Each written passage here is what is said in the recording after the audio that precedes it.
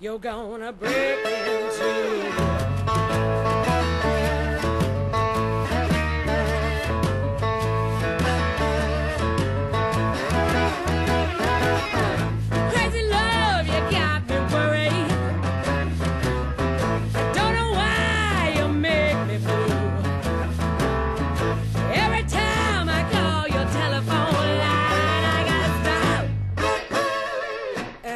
Up on you.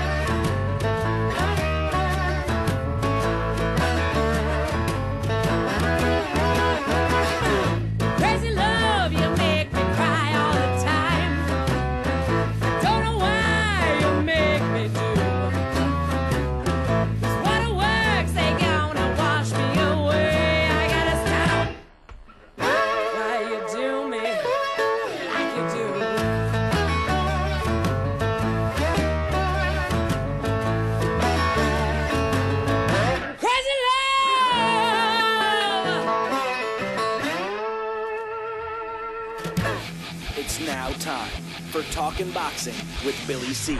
It began as a podcast, went live on the net, and transformed into a full-blown empire. Across the web, on Fight Now TV, and on radio stations around the world. It's the only daily boxing talk radio show on the planet, hosted by the only guy with the balls to do it. Many have stepped into the ring. Many have tried to take the belt. And one by one, they've fallen. Another victim of the undisputed heavyweight champion of boxing talk radio. Talking Boxing with Billy C. is on now. My style is impetuous, my defense is impregnable, and I'm just ferocious. I want your heart.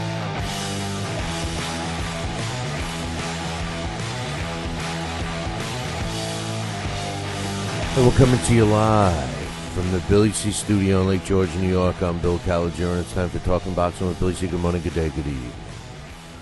Whenever you're listening, I hope we're doing all right. We've got a busy show scheduled for today.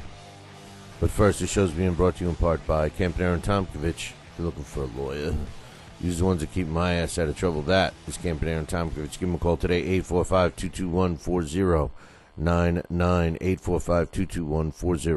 845-221-4099. Let Camp Aaron Tomkovich knock out your legal problem. 845-221-4099. The show is also being brought to you in part by my friends down at the Halftime Bar and Grill, Route 9, South Glens Falls. If you like cool people to hang with, drink specials all the time, live entertainment on Friday and Saturday nights, and fantastic food to stuff your face with, well, then you're going to love the Halftime Bar and Grill. Give them a call for directions or reservations.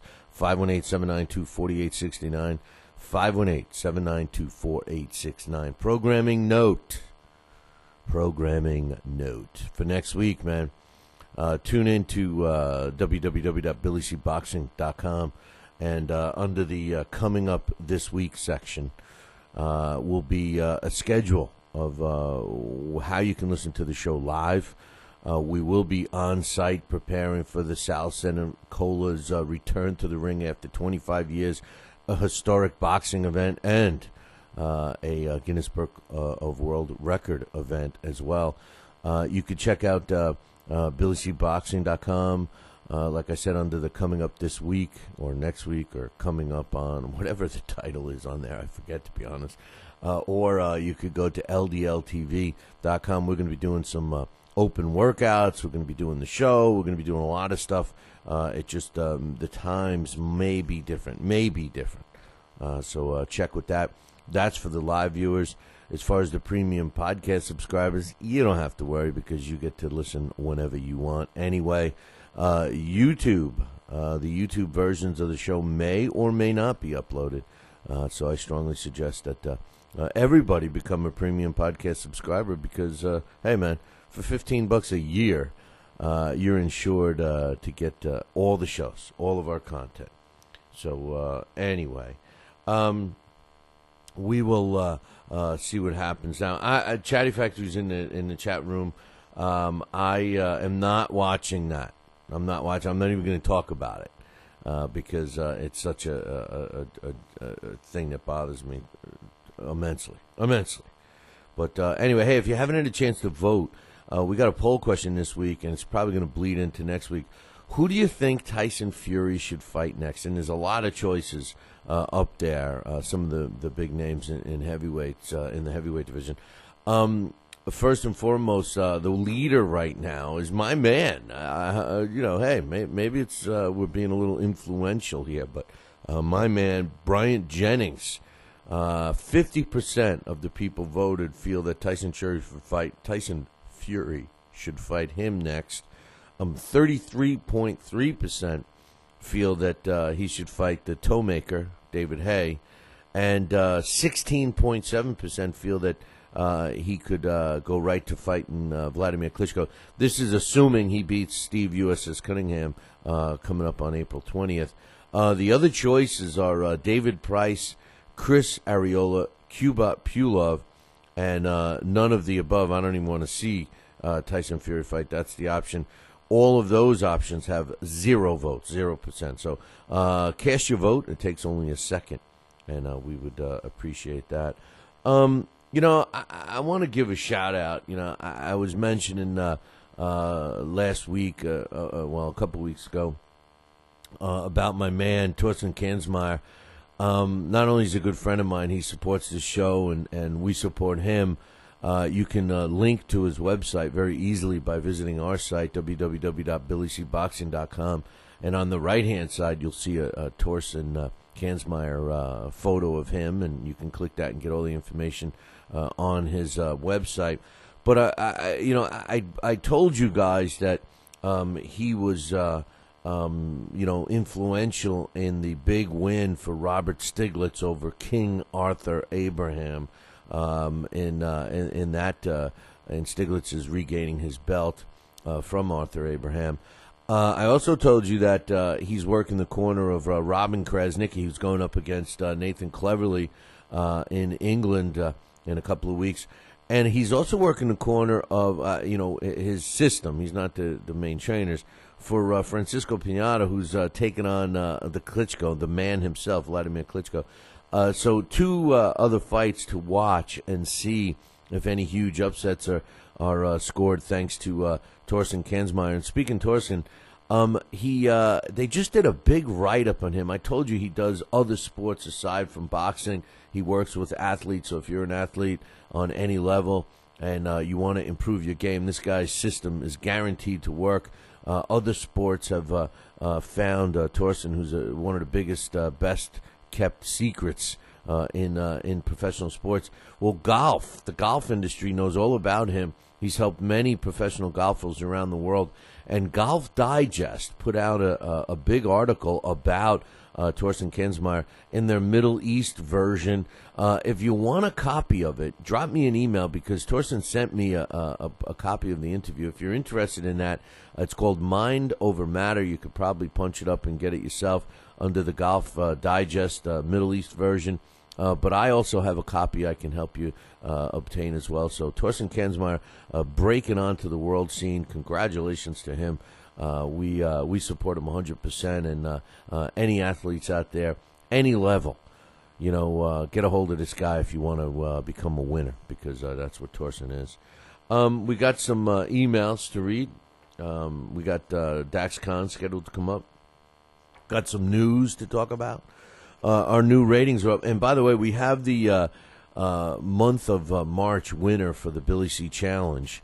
It slipped my mind, and I did not update the website yet. I will update it today. But all the things were added up and everything else.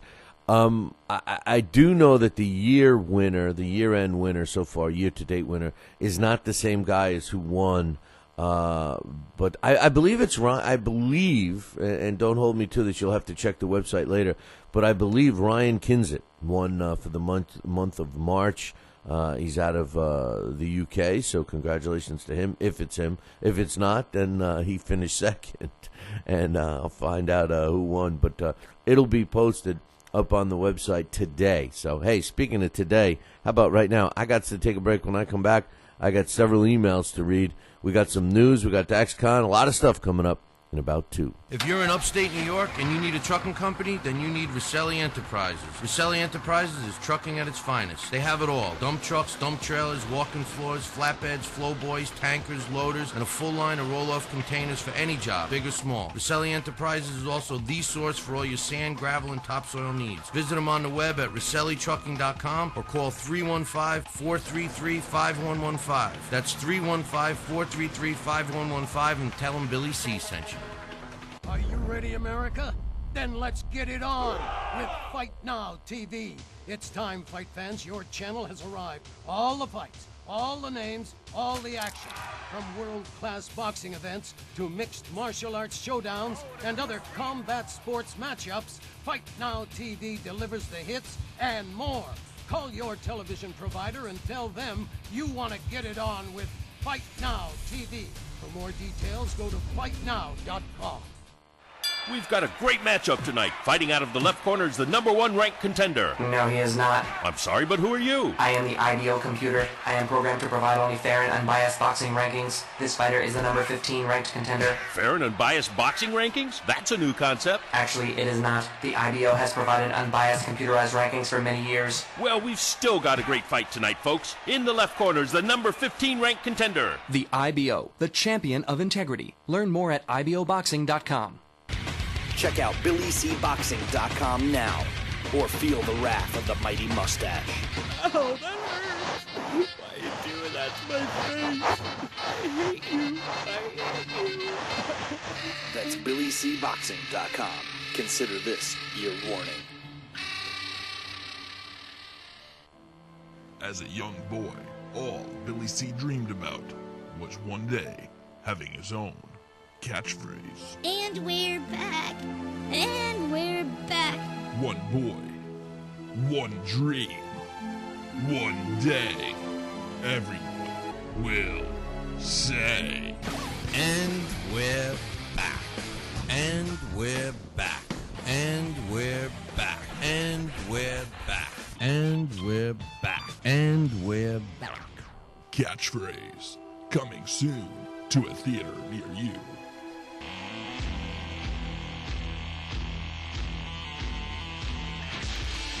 And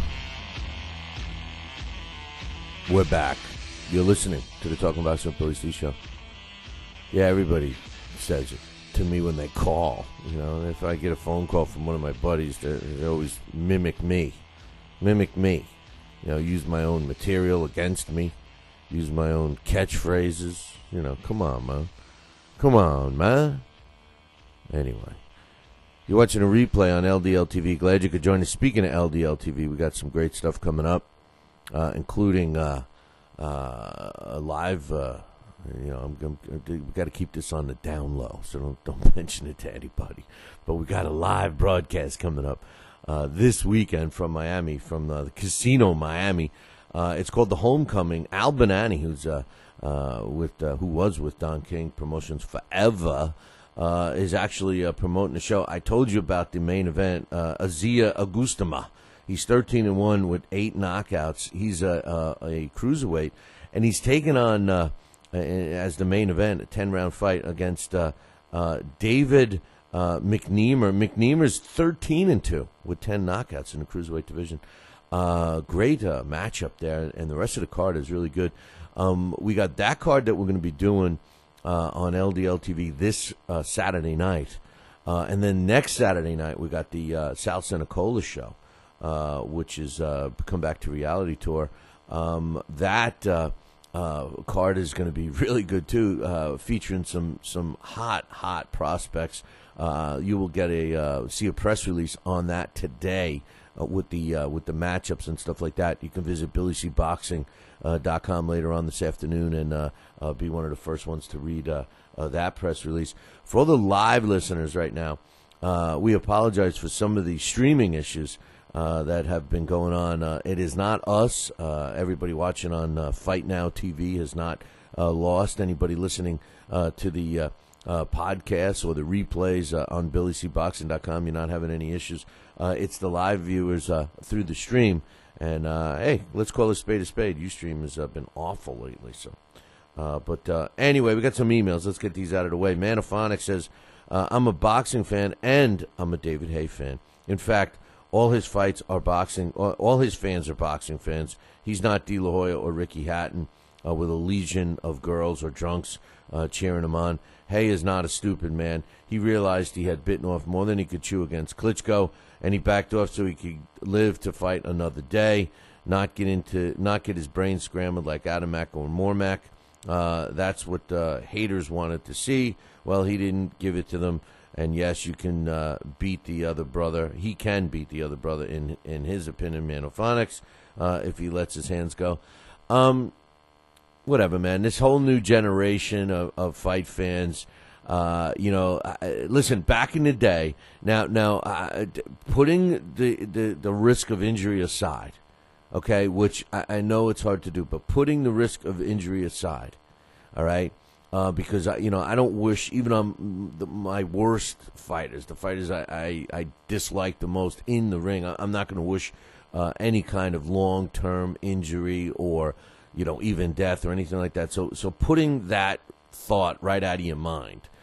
The fans of yesteryear and the fighters of yesteryear, and we don't even have to go back that far. All we got to go back is 20 years.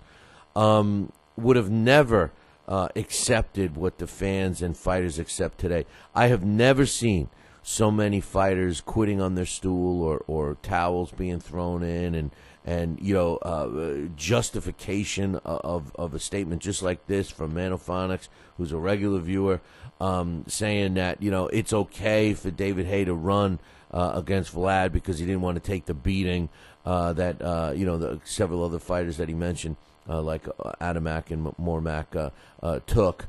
To suggest that that's okay in this sport is ridiculous, in my opinion.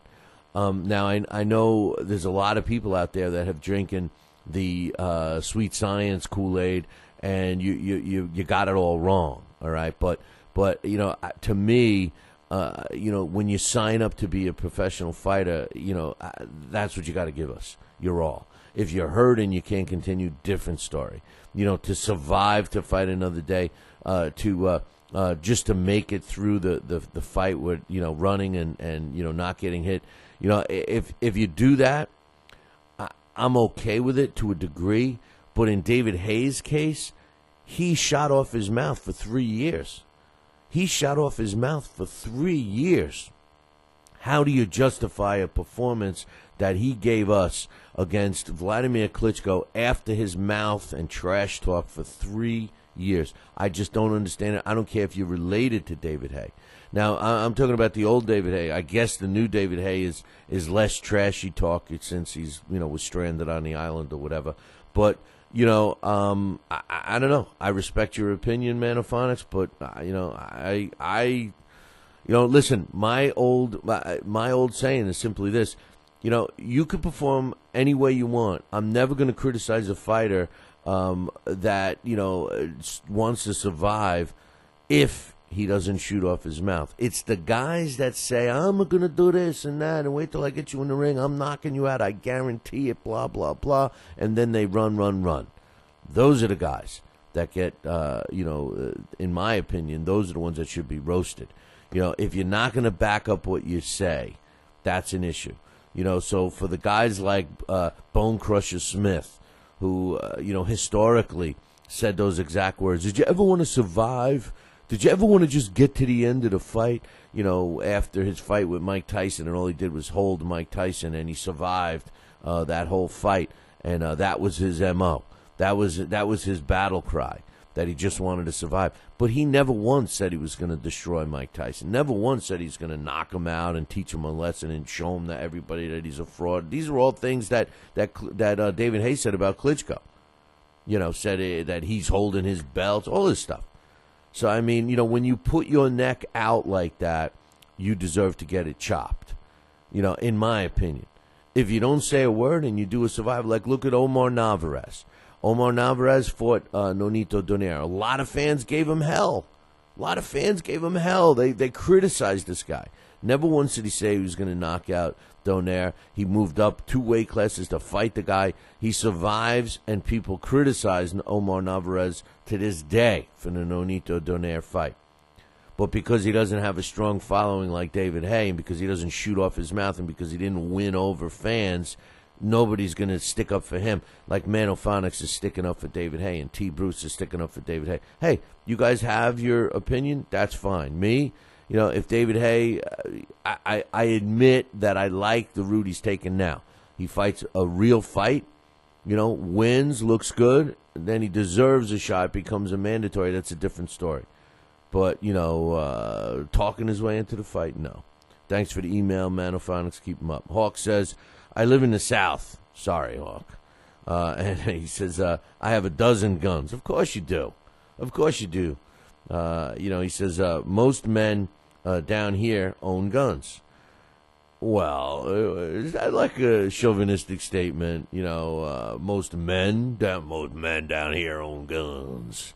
But what, the women aren't allowed to have a gun? Come on, man. Come on. Listen, I don't have anything against guns. I don't. As long as you do it legally, as long as you have it licensed, as long as you get all your permits and hunting license and all that stuff, no problem. I own guns. I don't shoot them, but I have some. He says if Robert Guerrero checked his gun into the airport down here, there would have been no problem. I follow the news and the politics, so I know that New York is a very liberal, anti-gun, nanny state. So I would have known better. However, some men never follow the news or politics, so they're clueless. I think Robert G. is one of those guys. He has no criminal intent. I agree with you, Hawk. I don't think that he had any criminal intent, and I hope that they squash this in New York. It's such a tough situation. I mean, the bottom line is that it was stupidity. It was a stupid idea to begin with, number one, and number two, it was stupid not to look into where you're flying. I know that other states are a lot more lenient. I'm not so sure I agree with the laws in New York, but they are what they are. So he says, what is the sweet science? It's not all about hitting and running. He says, I agree.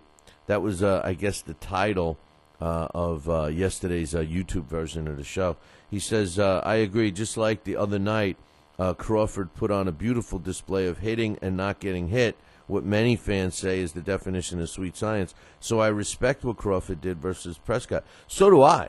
And that was the first thing I said on the Monday following that event. I was like, man, he displayed the sweet science, but at the same time tried to make it as entertaining as he could. He did mix it up with Prescott. In my opinion, I don't want to take any credit away from Terrence Crawford because he by far fought the toughest opposition in his short career so far against Prescott and really stepped up to the task and looked great doing it. Yes, fans were booing because, they just wanted a rock'em sock'em fight. I appreciated that. I'm not taking anything away from Crawford. I just thought that Prescott really stunk it up. But he says, unfortunately, he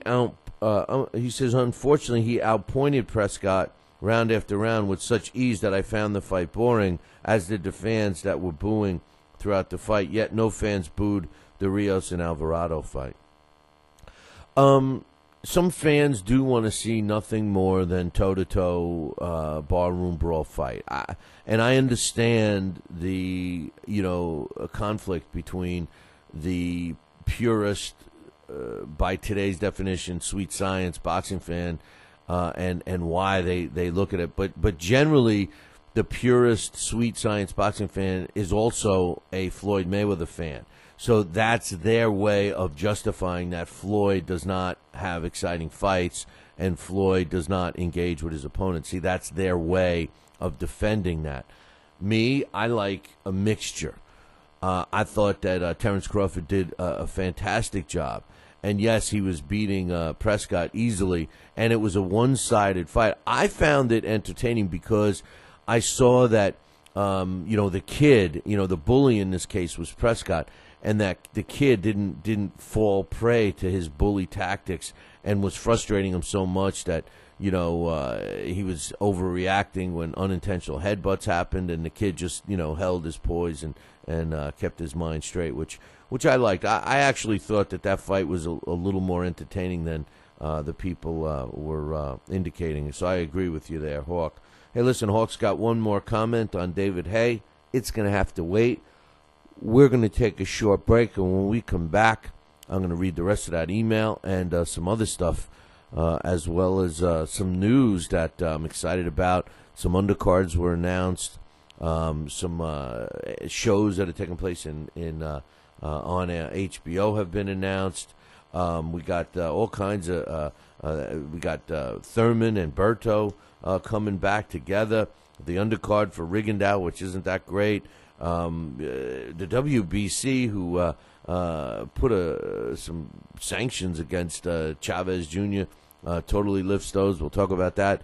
And even though we talked about it 2 weeks ago, Deontay Wilder and Audley Harrison is all official, and we'll talk a little more about that coming up in about 2. Are you ready, America? Then let's get it on with Fight Now TV. It's time, fight fans. Your channel has arrived. All the fights, all the names, all the action. From world-class boxing events to mixed martial arts showdowns and other combat sports matchups, Fight Now TV delivers the hits and more. Call your television provider and tell them you want to get it on with Fight Now TV. For more details, go to fightnow.com. Broadcasting in all corners of the globe, on the web and radio. He would scoff at a stretch of that man, I would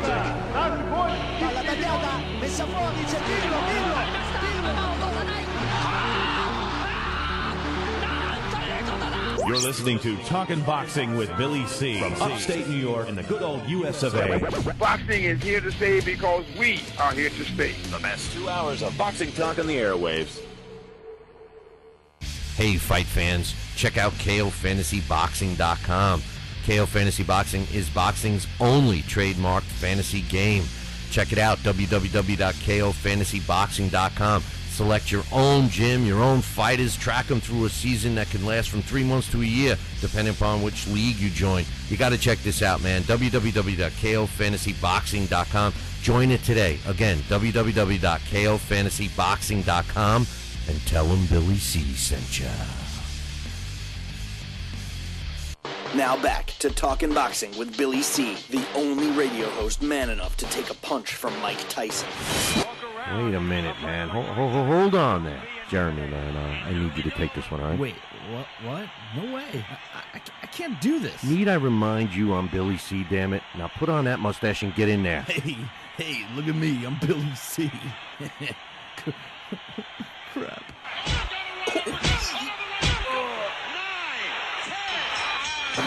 The undisputed heavyweight champion of Boxing Talk Radio. It's Talkin' Boxing with Billy C.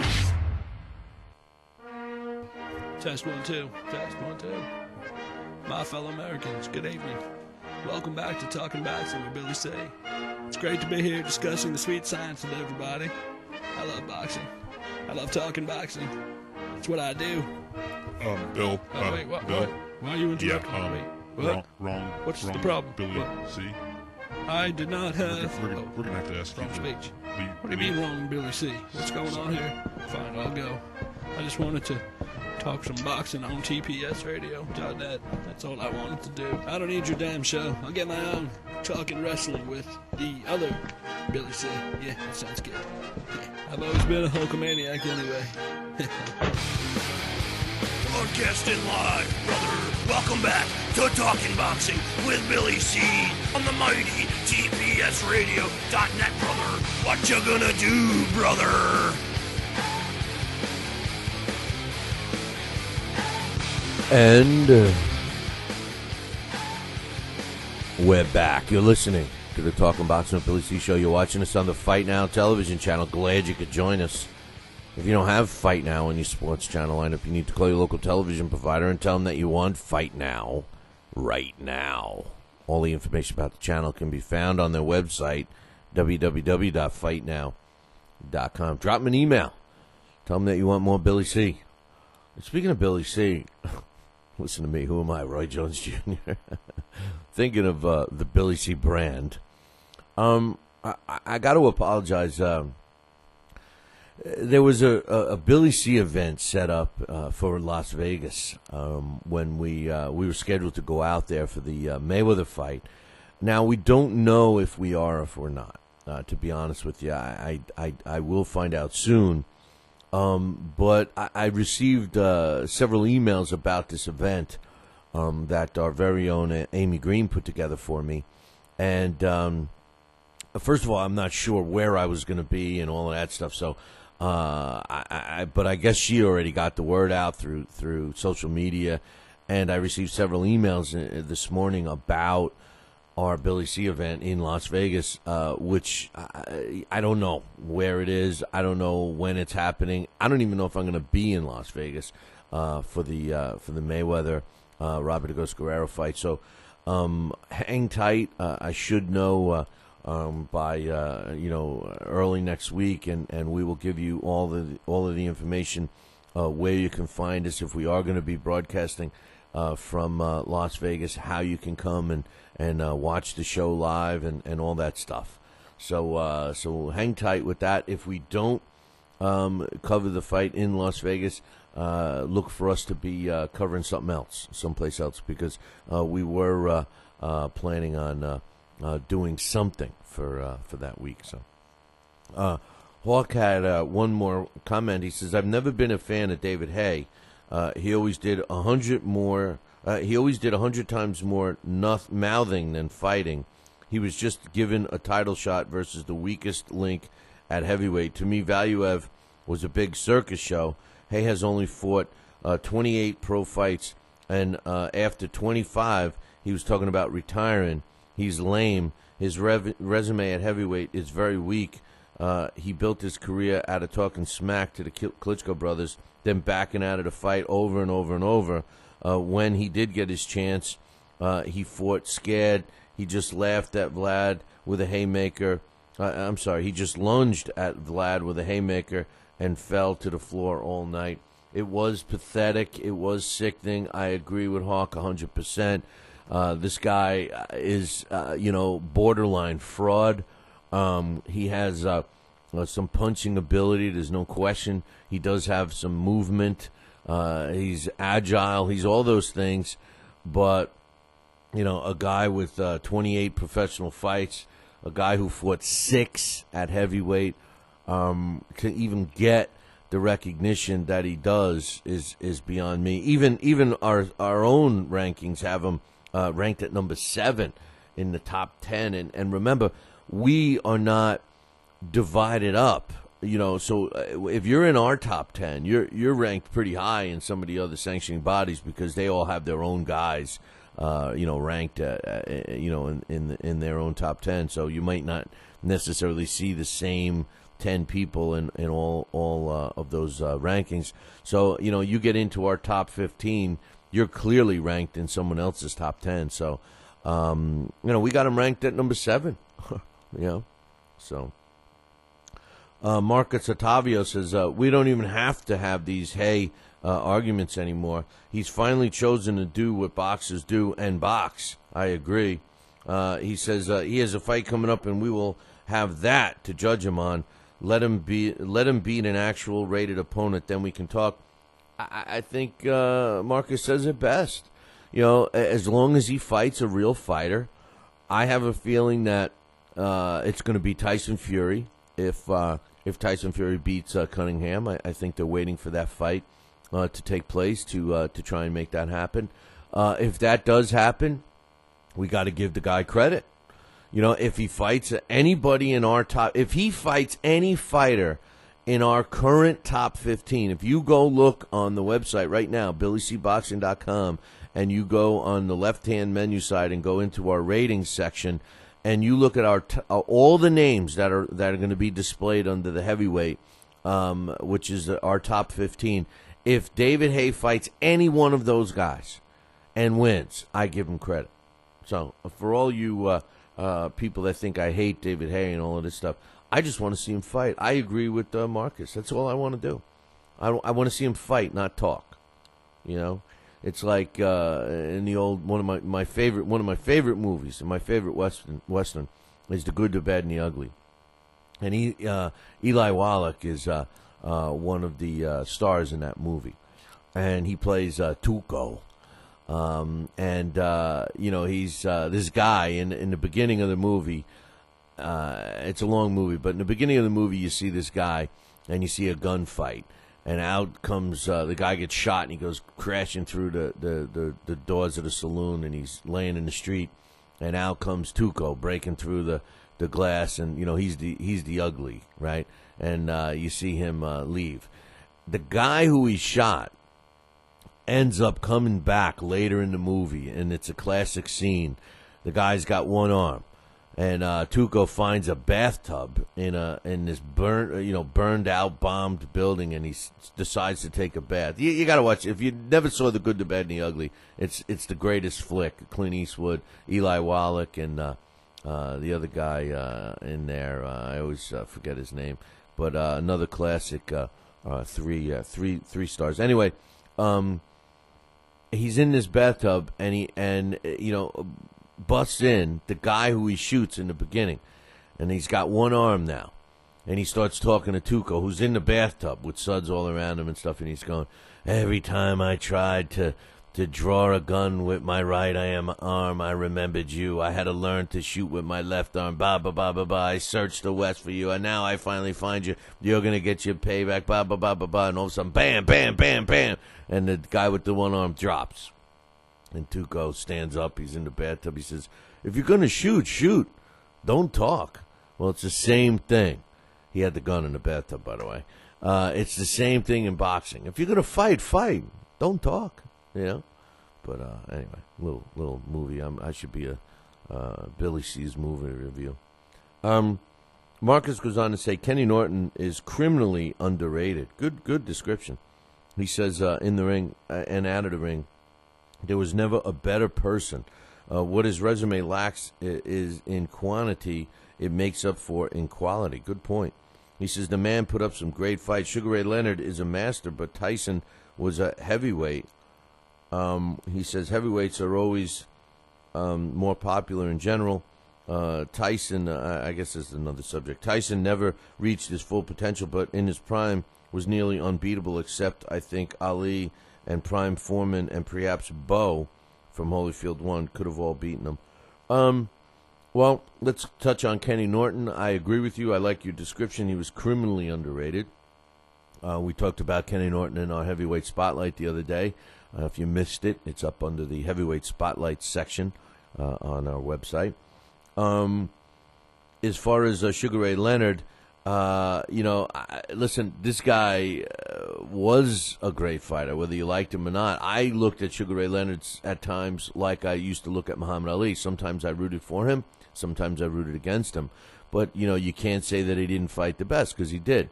And he was a smart business guy, similar to the way Floyd operates today, similar to the way Sugar Ray Robinson operated in his day.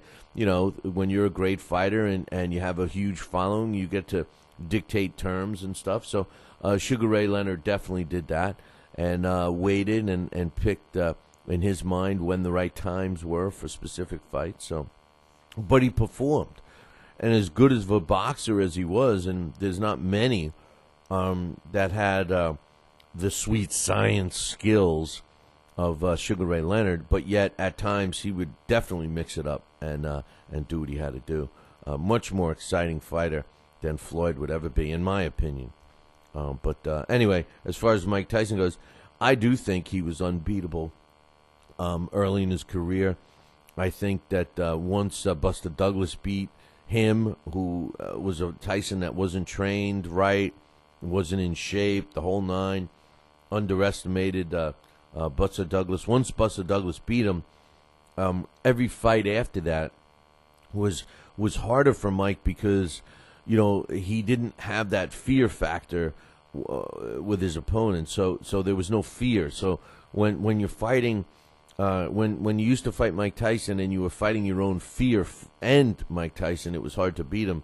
But when you got into the ring with no fear, and then you were just fighting Mike Tyson, he became beatable. Plus, he deteriorated very quickly because of his style and what have you. So I agree with that. And Riddick Bowe was, and Tony said it great with our heavyweight spotlight, was very underrated and still is. So great emails from you guys. We got another one here from Dave Wilcox. He says, I was listening to your show when you and Scotty were talking about Sugar Ray Leonard and how you wondered about why he is in his why he's not talked about as much anymore. He says, it got me thinking, do you think maybe that this generation of boxing fan, and he's referring to his own generation, which he's younger than me, he says, is no longer following the sport like they used to, has something to do with it.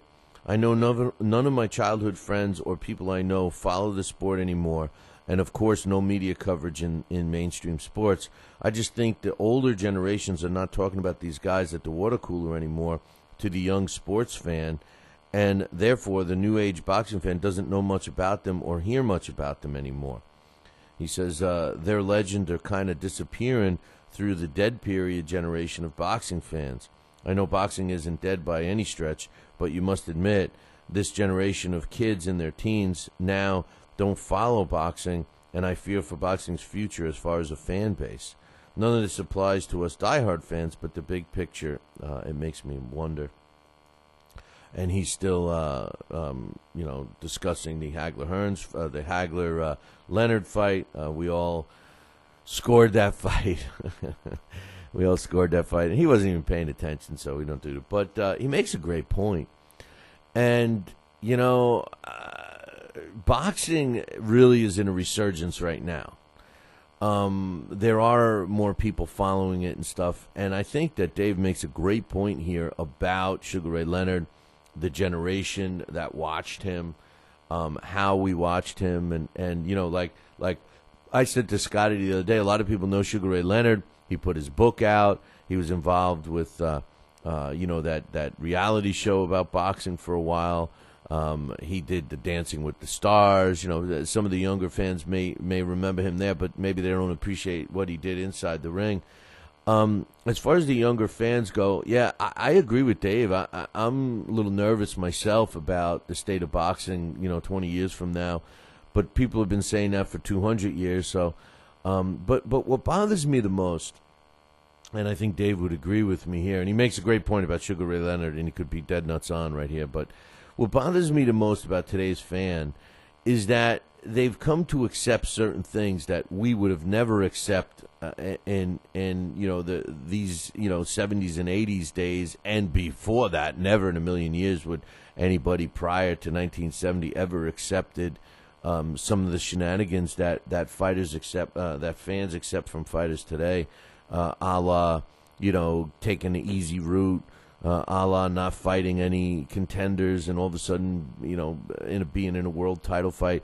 The amount of belts and actually giving credit to a fighter for holding one of these belts. For fighters like Floyd Mayweather. Listen, Floyd Mayweather is a great fighter. There's no question about it. He's a Hall of Famer. There's no question about it.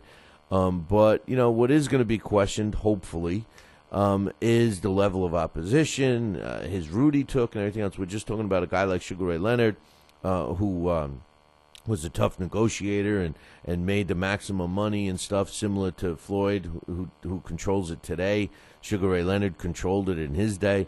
Muhammad Ali controlled it in his day. Sugar Ray Robinson controlled it in his day. Jack Johnson controlled it in his day.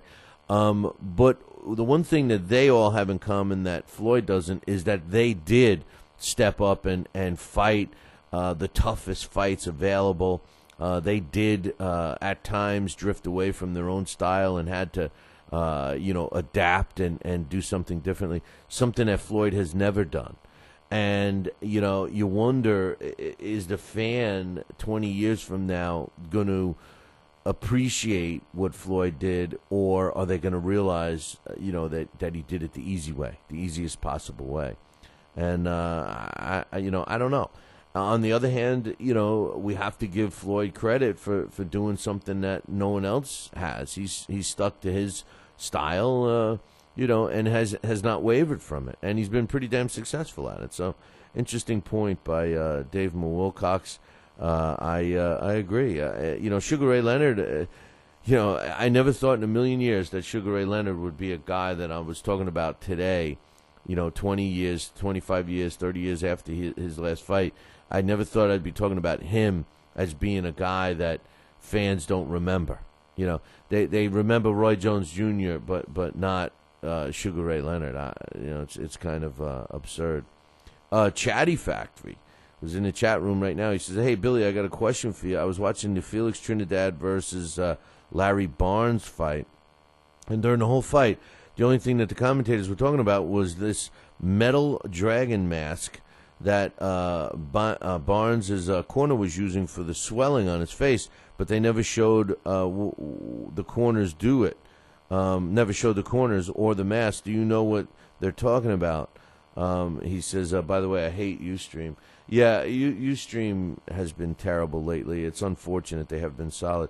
As far as the metal dragon mask, I don't know what you're talking about, and I didn't have a chance to rewatch the fight, so I don't know. But I will tell you this: how about Henry Haskell? If he's listening to the show right now, which he tells me he listens on a daily basis, Henry, can you tell us what this dragon mask is?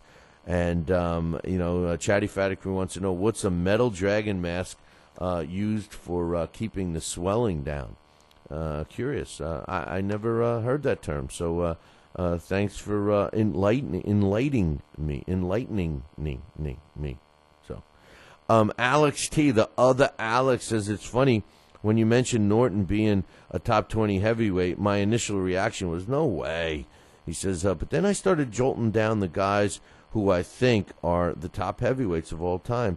And he said, I'll be damned if I didn't come up with only 18 guys that I think rank higher than Kenny Norton based on his wins and losses. I would even rank him higher than Floyd Patterson.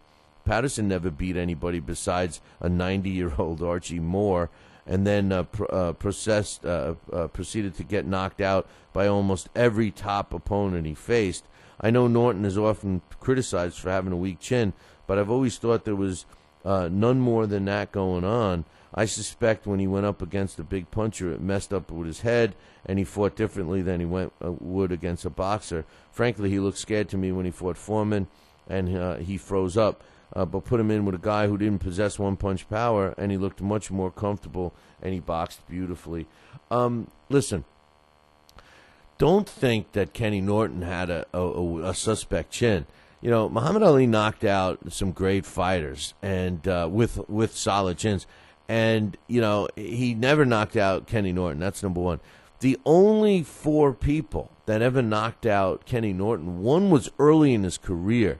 So you kind of got to scratch that one off. He was an obscure fighter. He never really got the world got to the world stage like Kenny did. But the only other 3 fighters he ever got knocked out by were George Foreman, which, listen, everyone was scared of George Foreman when he fought Kenny Norton. When he busted onto the scene before he fought Ali, he was considered unbeatable. He was a guy that just, was destroying people. He was mean. He was nothing like the George Foreman grill Foreman, he was nothing like the happy, smiling, eating cheeseburger Foreman that, fought Evander Holyfield and regained the world title. Nothing like that. He was a vicious. Nobody wanted to fight him. He was mean. He didn't like the media. Even when he won the Olympics, he looked mean, waving that flag. So no, you got to remember he was basically a killer until Muhammad Ali knocked him out, and he kind of changed a little bit mentally. So you got George Foreman knocking out Kenny Norton. You got Ernie Shavers knocking out Kenny Norton, who arguably is the hardest punching heavyweight of all time. Now, you're talking about a guy with a suspect chin. Ernie Shavers had a suspect chin and subsequently lost, by fighters that could withstand a couple of shots from him, or he, take a shot before he lands one. But he put many top heavyweights to sleep. And again, we're talking about arguably the best era in the heavyweight division. And then the only other guy to knock him out was Jerry Cooney. And when Cooney was, when Cooney busted onto the scene, and this was when Kenny Norton was obviously old, it was his last pro fight, but still, this was a guy that destroyed a lot of those fighters from that era, Jimmy Young and Kenny Norton, to name a few. So the people that Kenny Norton got knocked out by are not exactly soft punching guys. So I think he did have a solid chin. And I told you that he had to be in the top 20 or 25 heavyweights of all time when you start, jotting them down, just like Alex T says here. He was having a hard time finding fighters that were not, ranked lower than Kenny Norton. And of course, he's a forgotten guy, but when you really look at him and who he fought and who he beat and how he beat them, and specifically the three fights with Ali and how close and controversial all three were, the bottom line is this guy could, listen, if he gets the nod in the two fights that many believe he got screwed out of, we'd be talking a lot differently of Kenny Norton today, wouldn't we? He was a great heavyweight spotlight that Tony and I did the other day. And, really, you look at the heavyweights and, we always say, well, you can only judge a heavyweight, by who he fought in his era and everything else. Okay, and that's true. You can.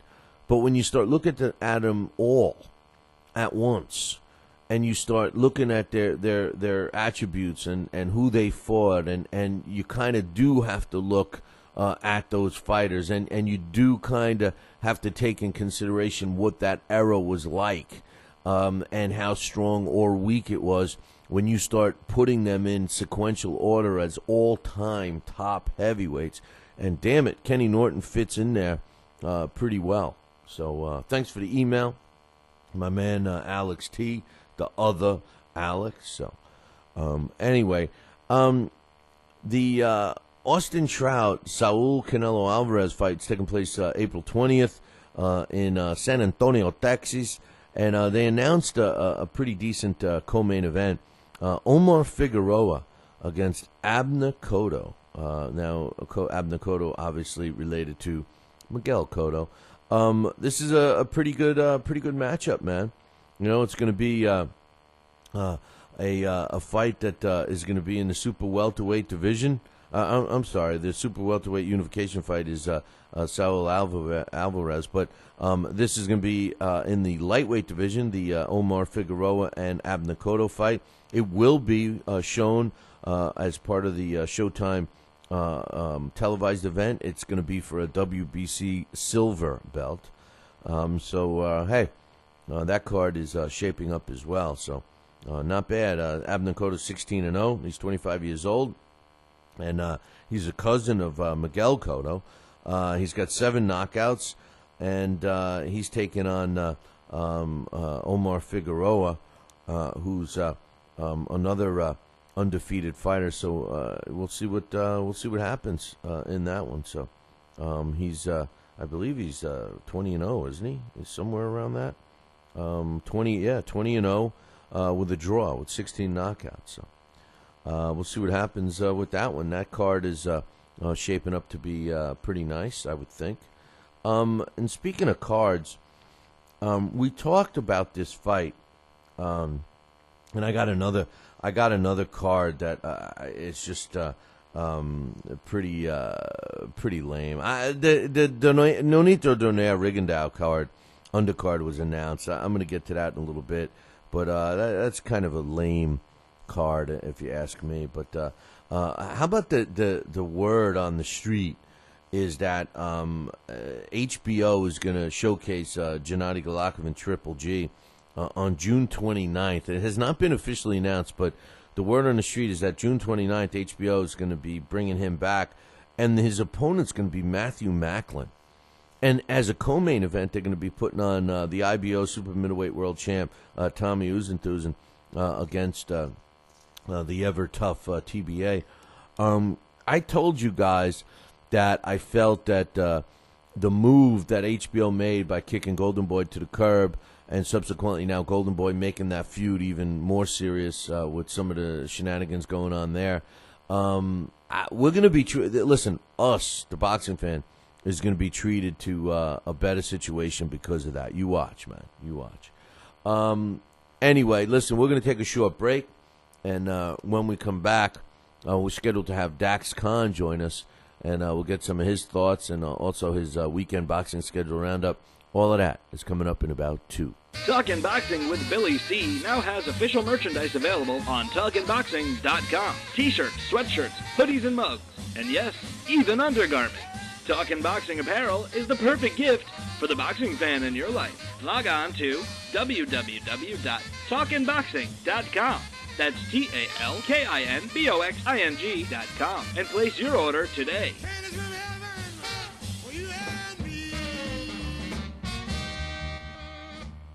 Join us here for 2 hours as Billy and the gang do what they do best. Every time I start talking about boxing, a white man got to pull Rocky Marciano out the ass. Rocky Marciano was good, but compared to Joe Louis, Rocky Marciano ain't. Beat Joe Louis's ass. Joe Louis was 75 years old when he fought. Huh? What? We're supposed to be talking boxing. It's Talking Boxing with Billy C. As Billy C sits here in the multi-million-dollar Talkin' Boxing Studios, sipping a fine wine before you're even out of bed, you should be thinking, damn, I wish I had a mustache like his. It's the Talkin' Boxing with Billy C show. He's Billy C, and you're not. Sucks to be you. Now let's dig into our archives and hear a rare interview when Billy C first became the champion of boxing talk radio. Hello, Billy C. As the new champ, can we ask you a few questions? Why, certainly. Okay, your fans would like to know how you and your corner have successfully walloped the competition. We're not ordinary people. We're morons. Anything else? I'm a victim of circumstance. Did your success finally come when you made the show 5 days a week for 2 hours? What do you think? I'm trying to think, but nothing happens. Now, please tell the listeners what you've learned from making it this far. Certainly. If at first you don't succeed, keep on sucking till you do succeed. Great words of wisdom, Billy C. Keep up the great work as the undisputed People's Champion with your show, Talkin' Boxing with Billy C. Any last words to anyone who's listening? This is your fault, you bonehead.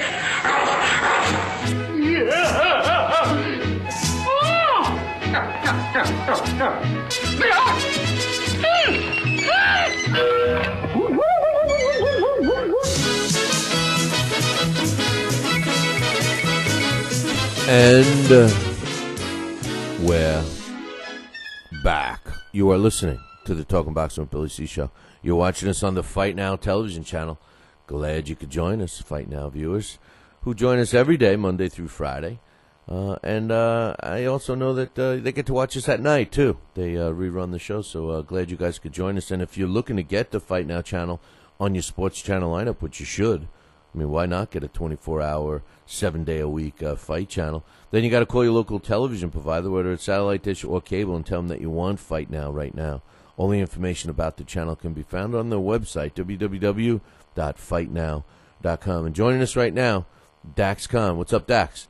Hey, good morning, everybody. Cold day. Cold day, yeah. What happened to the 50 degrees, man? It's supposed to warm up here. But anyway. And like Audley Harrison, it just flew by, man. Yeah. Why don't you like give us Audley your... Harrison Prime, that's what I call this weather. Why don't you... we seem to have an issue with the stream again, of course. So, but why don't you give us your weekend boxing schedule roundup? All right, starting out tonight. Actually, got a good weekend. Starting tonight at the Roseland Ballroom, we're going to have a DeBella boxing card. The main event's going to feature Gabriel Bracero versus Pavel Miranda in an 8-round junior welterweight matchup. The co-features, we're going to see Jojo Dan taking on Damian Frias. Super bantamweight, my boy Luis Orlandito Del Valle is going to face Andre Wilson, and former 154-pound champion Yuri Foreman looks to continue his trek toward returning to title contention. Friday, April 5th in Nuevo León, Mexico, Del Pueblo and Baja Promotions join up for a Mexico Televisa broadcast event when lightweight Antonio Lozada Jr. takes on Jorge Pimentel in the feature attraction, and the co-feature light welterweight Marcos Villanosa Jr. defends his WBC Youth World Light Welterweight title against Javier Lopez. Friday night fights at the Chumash Casino in San Diego, California. Fans will be out to see in the main event Jonathan Masillo defend his USBA division title against Rustam Nugayev in the co-featured lightweights Gabriel Tulamayan and unbeaten lightweight power punching Jorge Massanet Jr. go at it. That card's brought to everybody this week by Gary Shaw Productions. Saturday, April 6th in Carolina, Puerto Rico, light welterweight Thomas Delorme looks to continue his comeback into proving that he's a legitimate prospect when he takes on the veteran Ivan Hernandez. In Mexico, on Fox Espanol, Canelo Promotions will host a female world title main event when Irma Garcia and Yaneth Perez meet for the WBA female bantamweight title. That fight's a rematch of their bout last year when Garcia upset Perez for the championship. And the co-featured light welterweight Ricardo Alvarez defends his interim WBC Latino title against Carlos Valdez. Saturday in China, you were just talking about the cards on HBO cards coming up. This is one of the most exciting cards I've seen in a long time when Top Rank airs in China, a WBA Super World Flyweight title affair as champion Brian Valora defends against Juan Francisco Estrada, and the co-feature Super Featherweight Roman Martinez lays his WBO World Championship on the line against the guy I know you like, Diego Magdaleno, former... Yeah, we just lost you, Dax. Got to give us a shout back. Now we're having all kinds of trouble. So don't you love it? I certainly do. I certainly do. But hopefully Dax will get us back here in a second, and he can continue with his weekend boxing roundup. In the meantime, I want to remind you guys that we will be broadcasting a show from Miami, the Miami Casino, which is going to be taking place on April 6th. And it looks like we're going to get up. I thought we were going to get Dax back, but unfortunately, we're going to have to reset the whole damn thing. But as I was saying, on Saturday, April 6th, we will be broadcasting a show on LDL TV, a webcast from the Miami Casino. The main event will be a cruiserweight fight between the Haitian hitman, Azia Agustama, who's 13-1 with 8 knockouts, going up against David McNeamer, and he's 13-2 with 10 knockouts. So it looks like it's going to be an interesting card for sure, and we will have that for you on LDL TV. So make sure you look for that one. So we are excited about that for sure, and that particular fight will be a good one, and the undercard is really good as well. So make sure you check that one out on LDLTV.com. But anyway, we're working on getting Dax back here. We also have the Sal Sinicola fight we're going to be doing as well on LDL TV next week. So we'll be hoping that you're going to tune in for that historic event, because Sal will be breaking the record for, at least in boxing, what do they call it? the Guinness Book of World Records for the longest layoff, returning to the ring after the longest layoff, 25 years. So we will I'll be looking forward to that one when that time comes. But anyway, in any event, let me get started with some other stuff. In July, they announced that there's going to be another card on Showtime featuring Andre Berto and Keith One-Time Thurman. No, they're not fighting each other, but both of them are jumping ship. Now, if you recall, both of these guys were products of HBO, or I should say you could see them on HBO. And now they're moving over to Showtime. And it was announced yesterday that either on July 20th or July 27th, which has not been inked yet, so we'll keep you posted on that. And it's going to be either in California or New York. Keith One-Time Thurman and Andre Berto will be the main and co-main event. Now, Andre Berto obviously will be the main event, and the two fighters, Berto will be taking on Jesus Soto Carras, and Keith Thurman will be taking on Diego Chavez.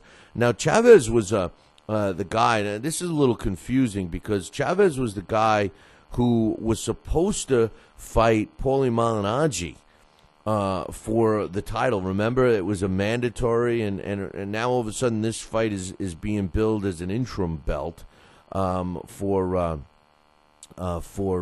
both of these fighters, for Keith One-Time Thurman and Diego Chavez. And the thing that's getting me is, wasn't the last fight that Keith Thurman fought in, wasn't that supposed to be for the an interim belt, or wasn't that supposed to be for a shot at the title? I'm losing track here, but we got Dax back on the line. Sorry about that, Dax. Why don't you finish up with your roundup? You were just getting into the China card before we lost you. As I said, you were just talking about how HBO is going in great directions. This is a card this week that actually has me excited. It's going to be a top-ranked promoted event in China. In the feature attraction is going to be WBO, WBA, Super World Flyweight title affair when champion Brian Valora defends his belt against Juan Francisco Estrada. In the co-feature, Super Featherweight Roman Martinez is going to lay his WBO World Championship on the line against one of your favorite upcomers, Diego Magdaleno. Former world champion Wilfredo Vasquez Jr. is going to defend his WBO International Super Bantamweight title against Yasukataka Ishimito. Power punching Super Bantamweight Dodi Boy Penalosa, Flyweight Milan Meladino, and 17-0 Super Featherweight Paul Fleming is also going to be on that card. I don't know about anybody else, but I'm pretty excited about that due to the location, and there's a lot of talent on that card. And finally, Sunday, April 7th in Osaka, Japan, Kamita Promotions is going to have a WBA World Title bout when champion Koki Kamita defends his title against Panam Munglek and Kai Yang Hando Jim. Wow, that's a hard name to say, huh? In the co-main event, former WBC flyweight champion Sinobu Yaro is going to defend Hiroyuki Hishitaka. For fans who don't know much about the overseas fighters, I just want to say we don't get to see them often, but those two names that I just mentioned over there, those two champions, are world title main event worthy fighters anywhere. I wish we had more of those overseas guys, more of those overseas fights that are taking place in Japan and China this weekend over here, Billy, because we're missing out on a lot. Yeah, no doubt. And I like the fact that they fight on Sundays and Mondays too in Japan. Yeah, but it's, a lot of that is, over here Sundays are really, holy important days, because of the Christianity religion. They're a different religion over there, so Sundays are, holy to them like they are to us. What, no ass kicking on Sundays? Is that the rule?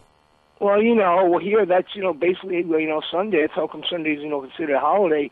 Everybody goes to church, you spend your time with your family, over there, they don't have that. Over there it's a little bit different. Their religions are different, so, their holy days are different days and at different times.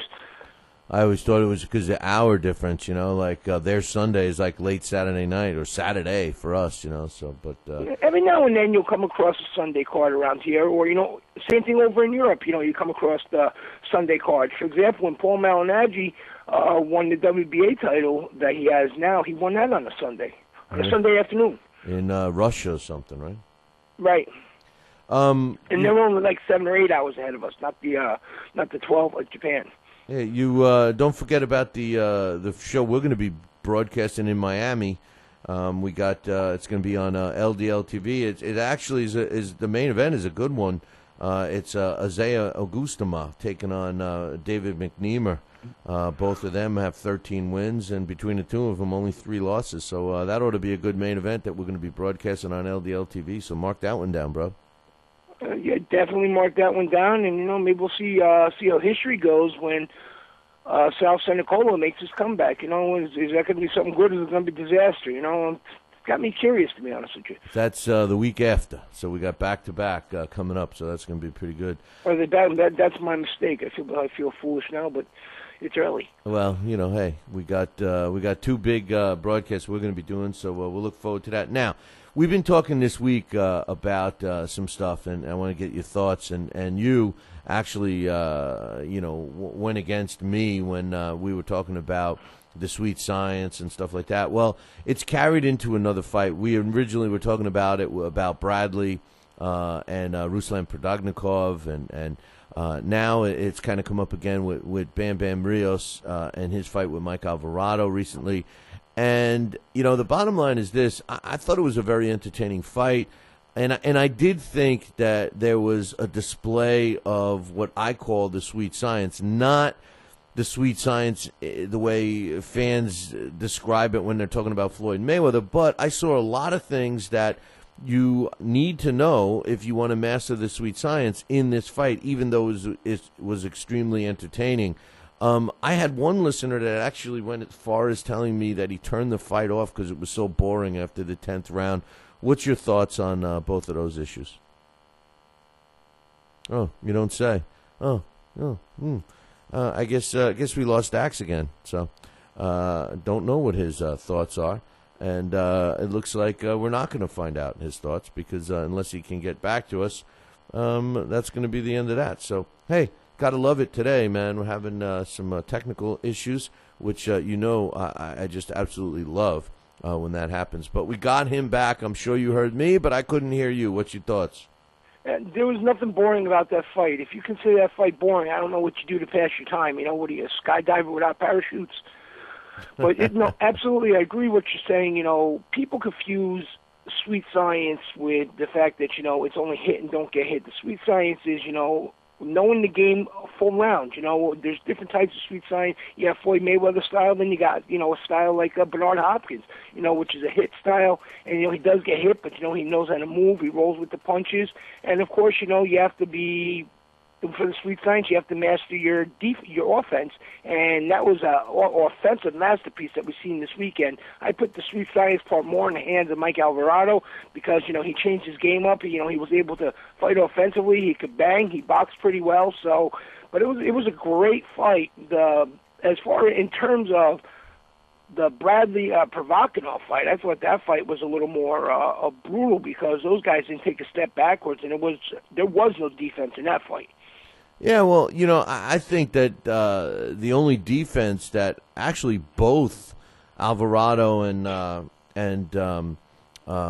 Rios displayed was being able to deflect punches with their gloves. Neither one of them really moved out of the way. Neither one of them really, moved their head much. And I if there's one knock on Robert Garcia and all his successful fighters, I started thinking about it, and some of the fighters that come to mind right away that he trains, none of them really moved their head or display any great defense. What's your thoughts on that?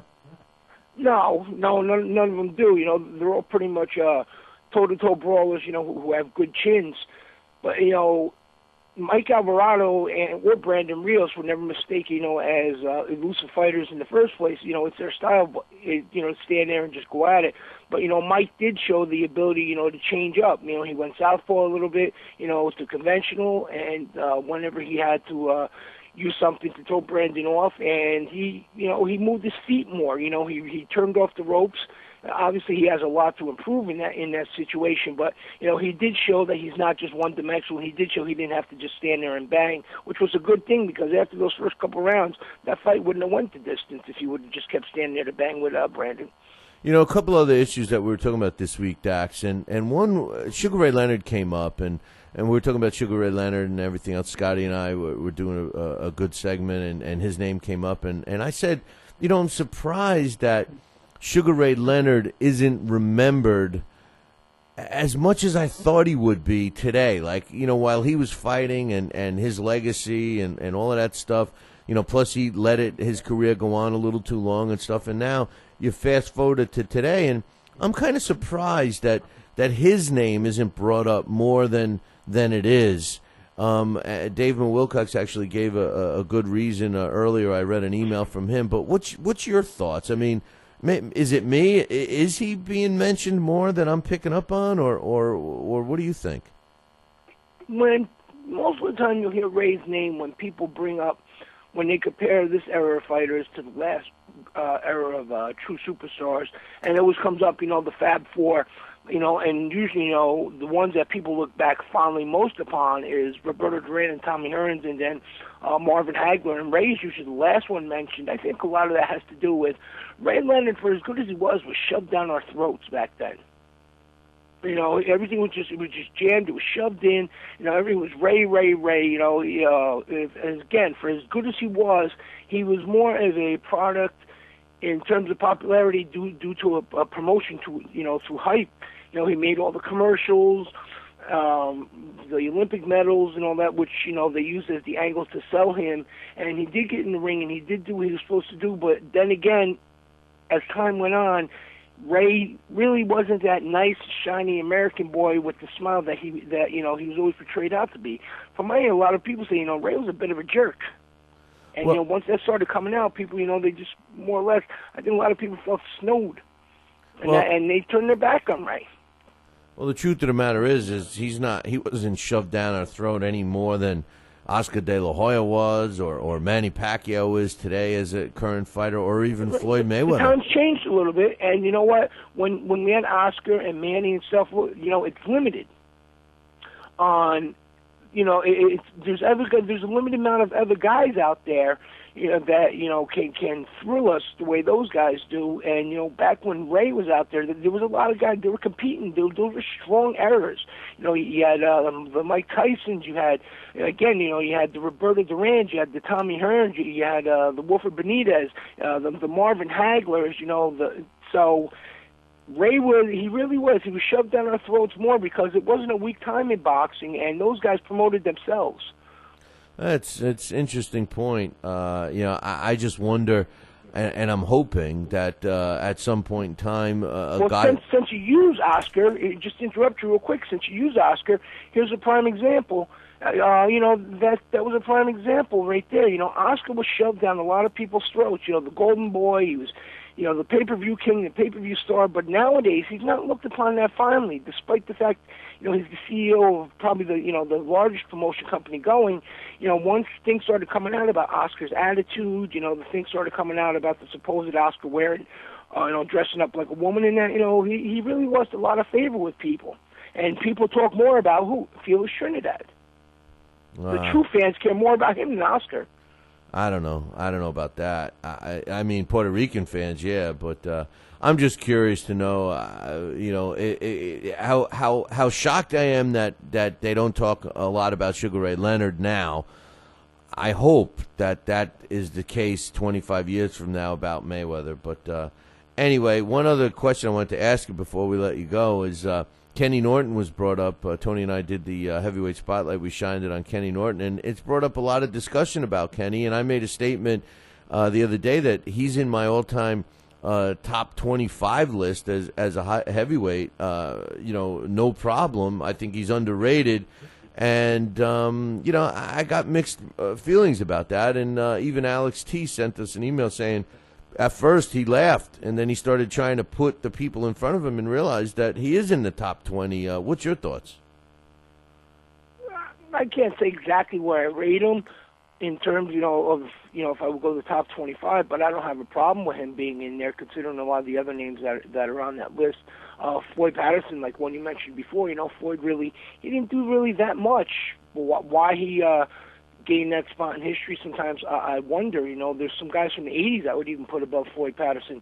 But yeah, Kenny Norton, and another thing you hit on the head before was he was a little bit punch shy against the big punchers. He suffered a couple brutal knockouts, and considering, just like I was saying about the 80s, with the strength of the division at the time Ken Norton fought, he was overshadowed a lot, by the Alis, by the Fraziers, by the Foremans, the power punch and Ken Nortons. There's other guys in the era that were underrated and, often not looked back upon and thought of. Another guy that I really think you could put in your maybe top 30 would be Jerry Quarry. And back then he was more or less an opponent, but, he beat a lot of those top guys, and in any other era he'd have been a world champion. True, and George Chuvalo is another one.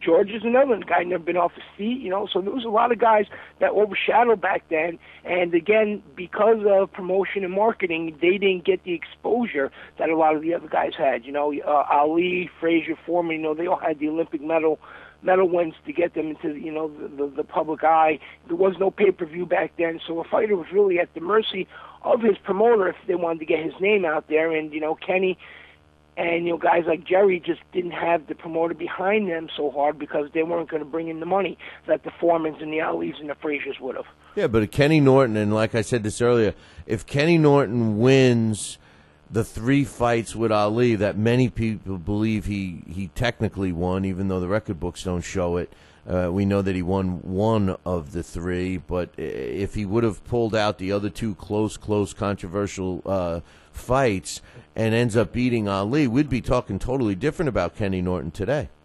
Absolutely, but then again, look at the man he was fighting, Ali. For at that point in time was dominated by 3 fighters really. Ali, Frazier, and Foreman. But there were so many other good fighters there. You really don't hear much about Jimmy Ellis and those guys as much as you should. And you don't even really hear as much about Ernie Shave as much as you should. You don't hear as much about Ron Lyle as you should. Or again, Jerry Quarry as you should, because they were overshadowed by those guys.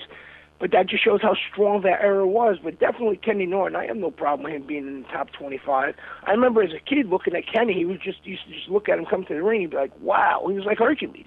Yeah, no, he was. Him and Ron Lyle had they used to scare you just looking at them. But yeah, you never seen fighters built like that before. You know what I mean? They would just look like monsters, like they were chiseled. They were the heavyweight versions of Timmy Bradley. Yeah, you're right. That's a good analogy because and you don't see heavyweights like that now. You just see guys like Helenas. But hey, the last really built monstrous heavyweight like that was good.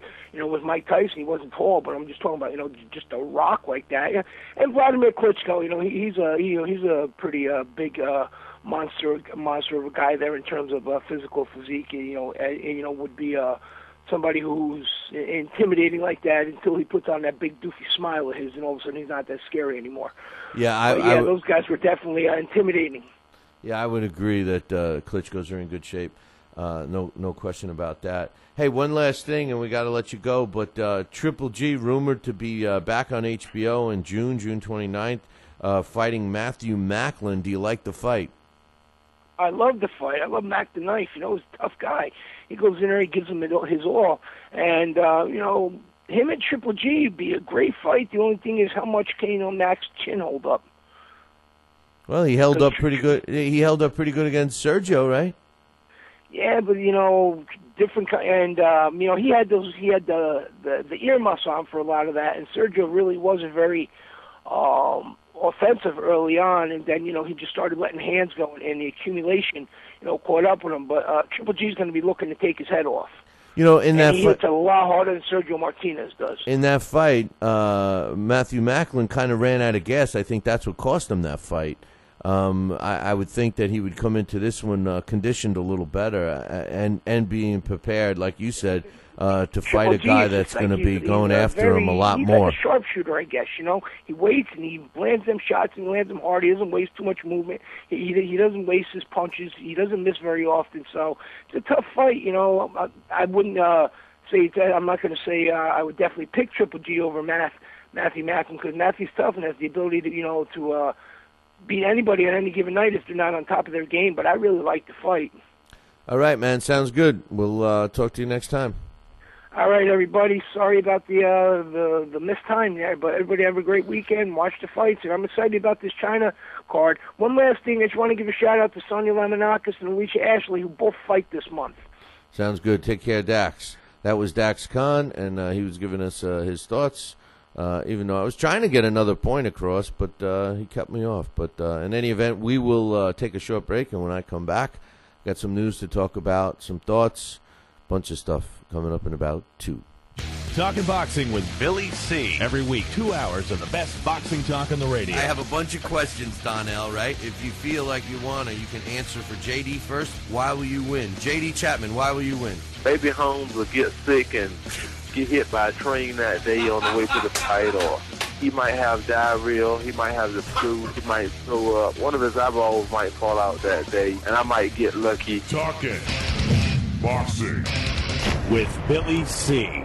In the real world, life has its shares of trials and tribulations, but you don't have to face them alone. This is Patricia Campanaro of Campanaro and Tomkovich. If you are facing emotionally difficult family legal issues from divorce to child custody, reach out to the team that will dedicate themselves to fighting for you, the team of Campanaro and Tomkovich. With almost 30 years of experience handling divorce, child custody, legal guardianship, visitation, and other legal issues dealing with family concerns, we can help you resolve the problems you are facing with professionalism and care. Our supportive staff is always ready to assist you with any questions or concerns you may have. To find out more about Campanaro and Tomkovich, visit us at duchessnylaw.com or call us and speak to a member of our attentive staff at 845-221-4099. That's 845-221-4099. Don't be surprised at court with inexperienced representation. At Campanaro and Tomkovich, we have been helping our clients get the justice they deserve for almost 30 years, and we can do the same for you. Now back to Talkin' Boxing with Billy C. He may not have an Excellence in Broadcasting award, but the night's still young. And he's got martinis. So you never know what may be by morning. It's Talkin' Boxing with Billy C. Talking Boxing with Billy C. The one, the only, Don King. Makes me feel good, Billy, to have you, the number 1 show in the country, Talking Boxing with Billy. So I invite each and every American that's listening to this great show to tune in, because we want you to be there with Billy and me. St. Jimmy's coming down across the alleyway, up on the boulevard like a zip gun on parade. Lights on the silhouette, he's in some part of net, coming at you on the count of 1, 2.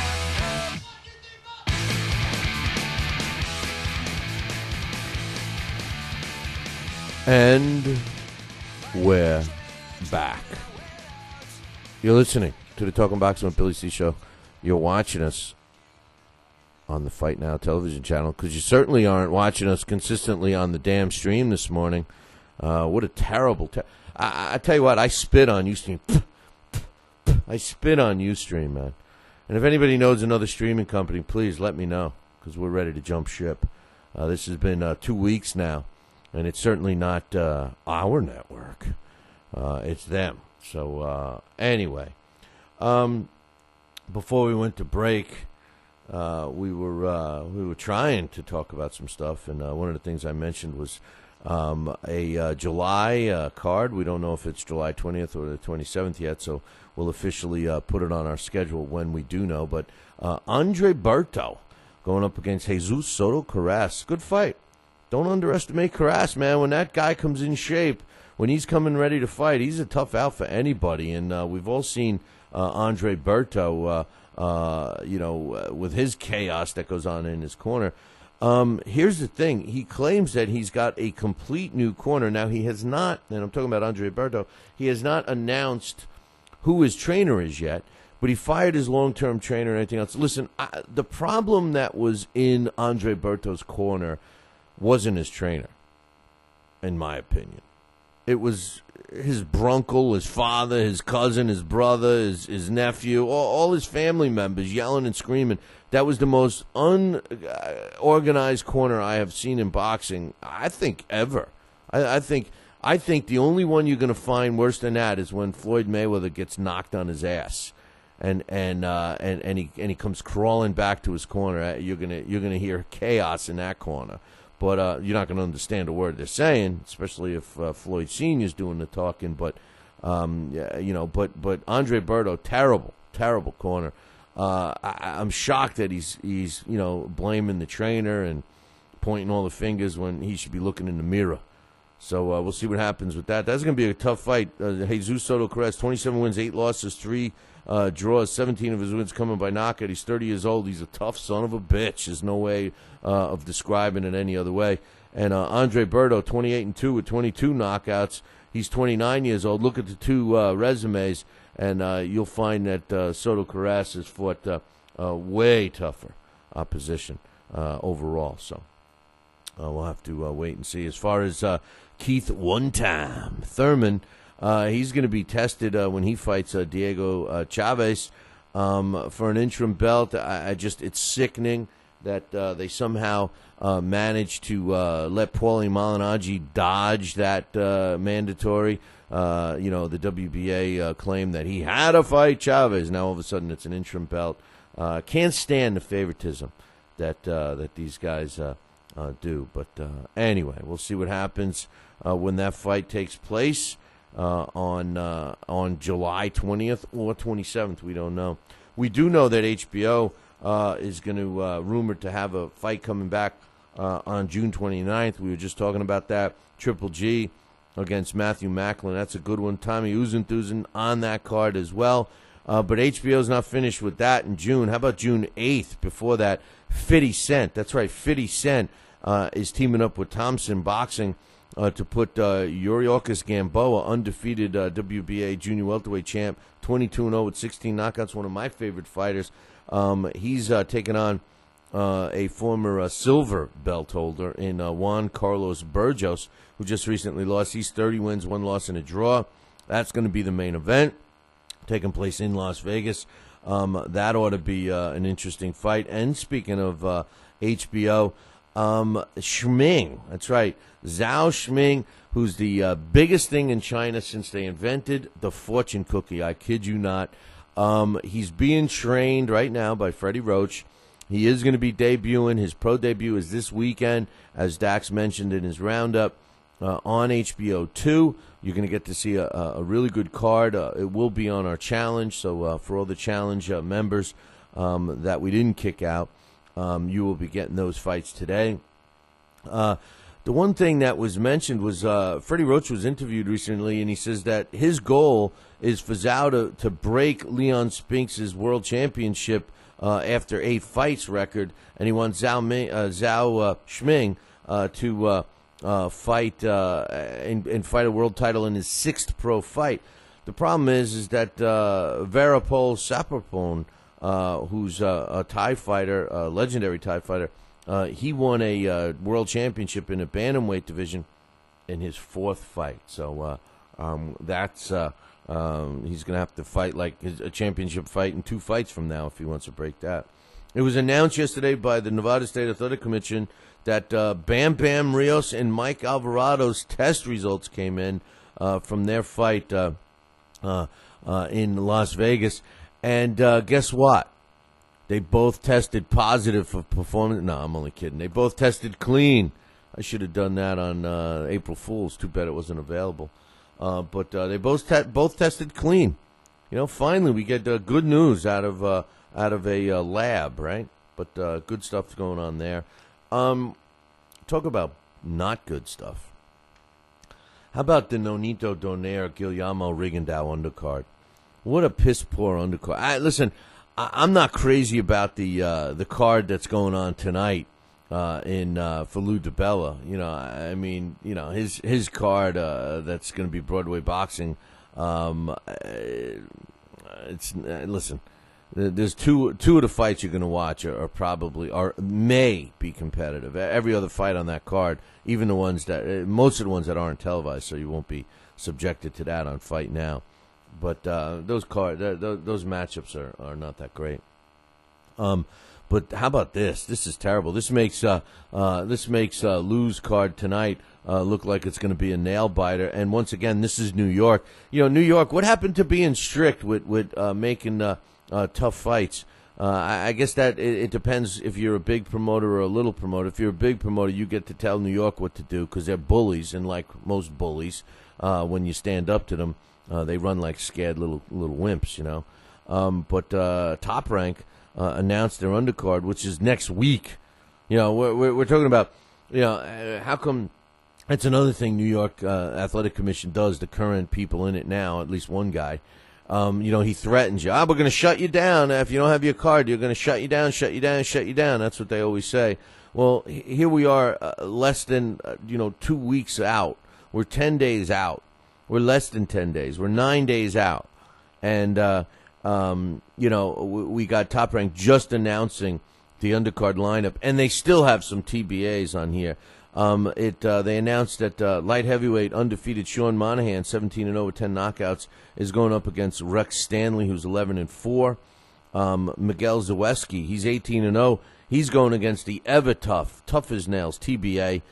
Super welterweight Glenn Tapia, who's undefeated, 17-0 with 10 knockouts. He's taking on Joseph De Los Santos, who's 13-11. It's a real nail biter, right? In 4-round fights, you got super welterweight out of Puerto Rico, Felice Verdejo. He's 4-0 with 3 knockouts. He's taking on Stevie Gutierrez, which isn't a bad matchup. Gutierrez is 4-3-1 with a couple of knockouts. Super middleweight Jesse Hart, undefeated, 5-0, is going up against Marlon Farr. Now, I know Marlon pretty well. He's 2-2 out of Florida. He's a tough out. But I think that his trainer and whoever's managing him is putting him in a little too tough right now. They're probably just jumping at the money, and that's unfortunate. But Marlon Farr going up against undefeated Jesse Hart. And by the way, Marlon Farr is normally a light heavyweight, so he's probably going to be struggling making weight here. And in the super featherweight division, Toki Khan Clary is 4-0 with 3 knockouts, is going to be taking on Gadiel Andulias, who's 4-1 with a couple of knockouts. So, for the most part, it's not that great of an undercard in my opinion. Now all these David Haye fans are waiting on pins and needles. Who's David Haye gonna fight? And I'm hoping it's Tyson Fury. Should Tyson Fury get by Steve USS Cunningham, a small heavyweight, but. Manuel Charr, the guy who we all got introduced by when he fought and lost to Klitschko. Many people think that fight was stopped prematurely. Well, he wants to fill that TBA slot against David Haye. He says, let me fight David Haye. Here's what scares me about that. Manuel Charr is ranked in the top 10 by somebody. And, don't be surprised if you see David Haye take a fighter like Manuel Charr and beat him. I think David Haye, in my opinion, David Haye has to fight a young, up-and-coming heavyweight that's in the mix right now. Now, I'm not saying Manuel Charr is old. I'm not saying he's not in the mix, but he's already had his shot. What's a fight against Manuel Charr going to do for David Haye? I think he needs to fight a guy that shows more talent outside of Europe. And I'm talking about a guy... Any one of the guys in our top 15 that's up on Billy C. Boxing right now, I would be happy with David Haye fighting. The WBC had initially suspended former world champ Julio Cesar Chavez Jr. indefinitely for smoking a joint. Not only did he get indefinitely suspended for smoking a joint from the WBC, but the Nevada State Athletic Commission banned him from boxing for a year and fined him $900,000 for smoking a joint. And even Bob Arum says, "Hey, I smoke. What's wrong?" And he's boycotting, Las Vegas. He claims that the last fight he's going to do in Las Vegas was the one that just took place between Bam Bam Rios and Mike Alvarado. Here's the thing. Chavez Jr., the argument with the fine is a justifiable one. I do think that fine was a little over the top, $900,000, $1 million fine for smoking a joint. But whatever the reasoning was, his time is going to be served. But here's the thing that bothers me the most: the WBC, they issued him a indefinite suspension, which sounds like he's going to be suspended by the WBC forever. And by the way, who the hell is the WBC to suspend him anyway? That means nothing except for him being able to fight for one of their belts. That's all it means. Because if a sanctioning body suspends a fighter, that does not mean they can't fight. If an athletic commission suspends a fighter, then the fighter can't fight. But the WBC announced yesterday that they lifted the suspension. You knew they were gonna, and they also said that by lifting it, all the sanctions against Chavez Jr. Are lifted, and they support a immediate rematch between Martinez and Chavez Jr. Even though both fighters have claimed that they're going to be. We know that Martinez is going to be fighting at the end of April, and Chavez Jr. has to be reinstated by the Nevada State Athletic Commission, and then he's going to fight stay busy fight, and then have the rematch. But according to the WBC, Julio Cesar Chavez Jr. will be immediately put back into their rankings and will be set to challenge Sergio Martinez for his belt. So we'll see what happens there. We were talking about Vladimir Klitschko. He just started his training, which is kind of surprising. He's only training for 1 month to take on Francisco Piata. And as you know, my main man, Torsten Kensmeyer, is going to be working with the mental conditioning of Piata for his upcoming world title shot. So we'll all keep an eye on that, because should Francisco Piata upset Vladimir Klitschko, I think Torsten Kensmeyer should run for president, because Lord knows we needed one here. But the bottom line is he will be one of the most sought after boxing people the sport has to offer if he can help pull off an upset. So Sugar Shane Mosley is fighting. That fight was announced and it was kind of shoved under the carpet. But May 18th against Pablo Cesar Cano, it's a tough fight for Shane, I think. I'm really not so sure why he's doing it, but check this out. It's going to be in Cancun, so maybe he's going for the vacation. I wish somebody would want me to come and be involved with that show. I'd love to go to Cancun. But check it out. You can get tickets for this event. Now, you're thinking that Sugar Shane Mosley, big name in sports, Pablo Cesar Cano, big name in boxing. You'd think that it would cost a lot to get into this event.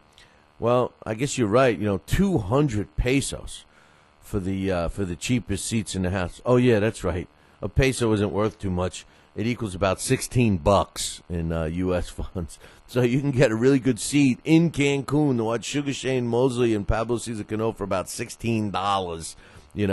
So not too bad. Talk about getting value for your do-re-mi. That's pretty good. So May 18th, if you want to make plans, you still can.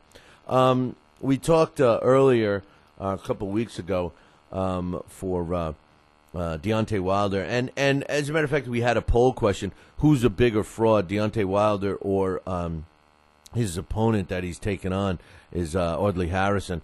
And Deontay Wilder won. I mean, he won by a pretty big margin.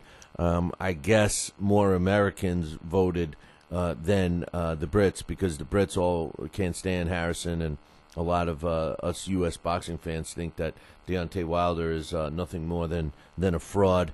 But the fight is made official. He will be fighting April 27th on the undercard of Amir Khan, Julio Kid Diaz, April 27th in Sheffield, England.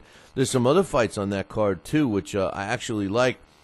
Nate Campbell, a guy who's scheduled to call the fight with me, the South San Nicola returns to the ring on April 13th out of Fernandina Beach in Florida. He was just announced as going up against England's top lightweight prospect, Terry Flanagan, who's undefeated at 19-0 with 5 knockouts in the lightweight division. Now, the last fight we saw, Nate Campbell fight, was on ESPN Friday Night Fights in the welterweight division. Prior to that, he had 2 wins in the junior welterweight division.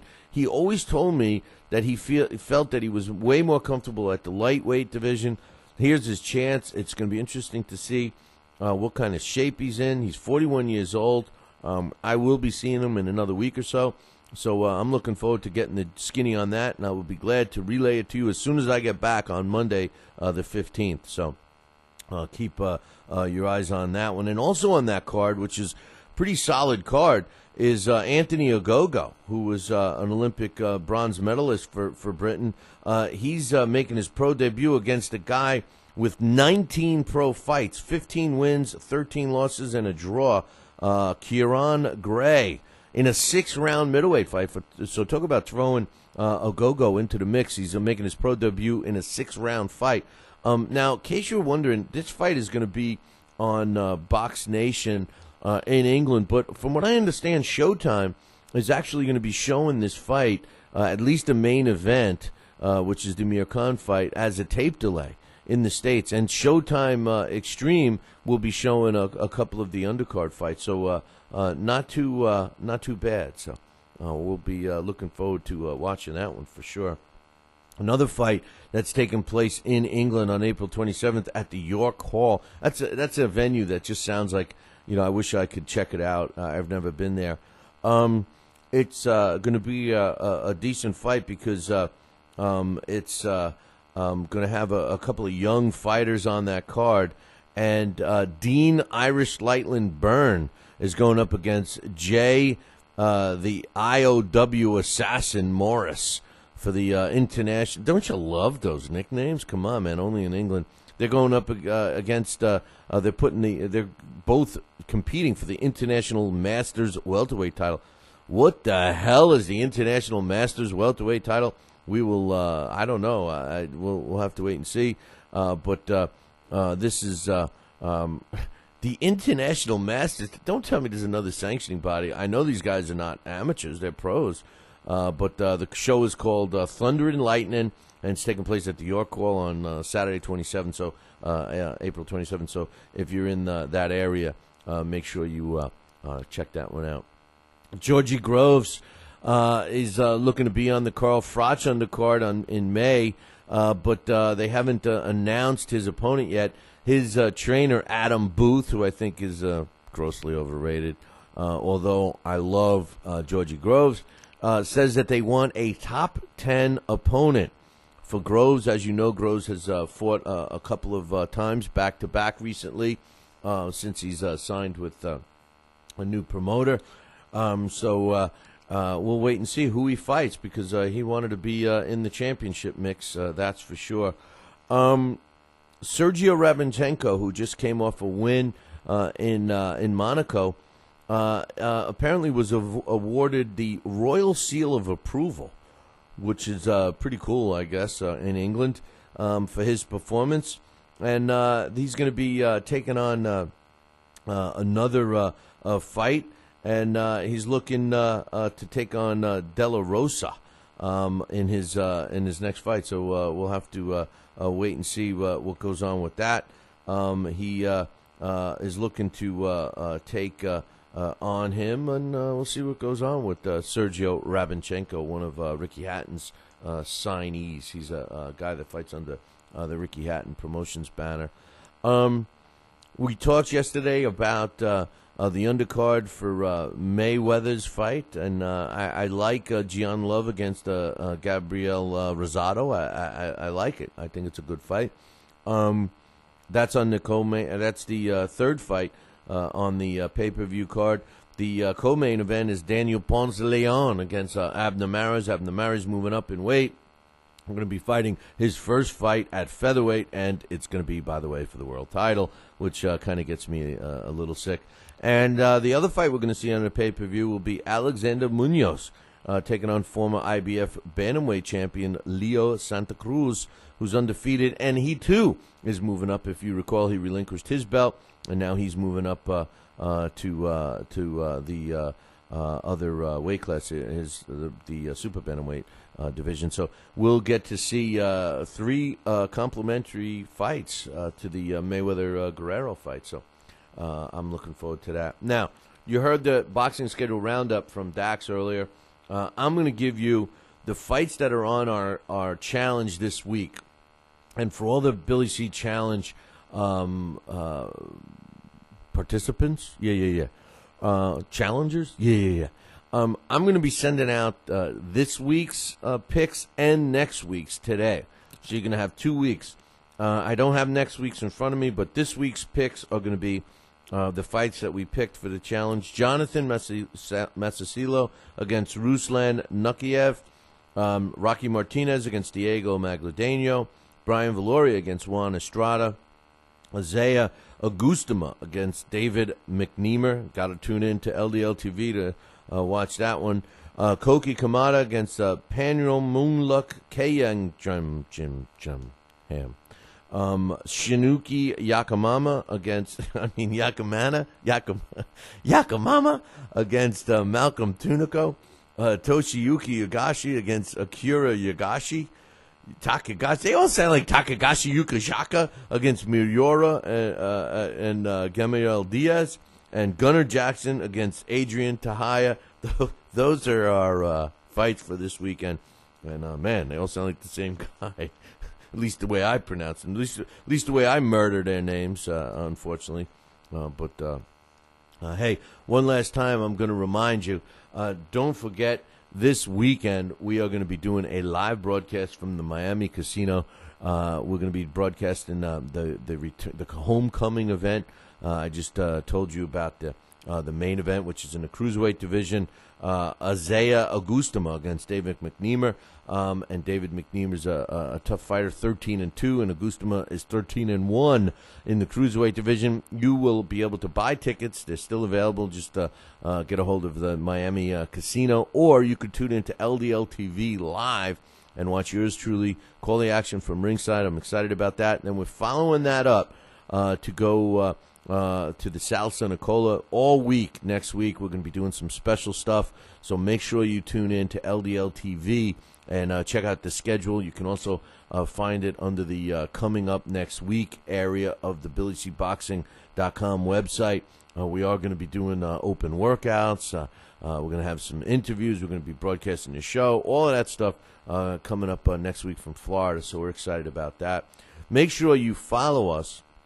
Join our group on Facebook. The group name is Talkin' Boxing with Billy C. Imagine that. Join the group, follow that stuff, see what all the postings are, befriend us. We have a couple other friends' accounts, so you can do that. And most of all, make sure you follow us on Twitter. It's at Talkin' Boxing, TalkinBoxing.com. It's real important that you get involved with the game, so to speak, with us and social media, because you'll never be left out in the cold.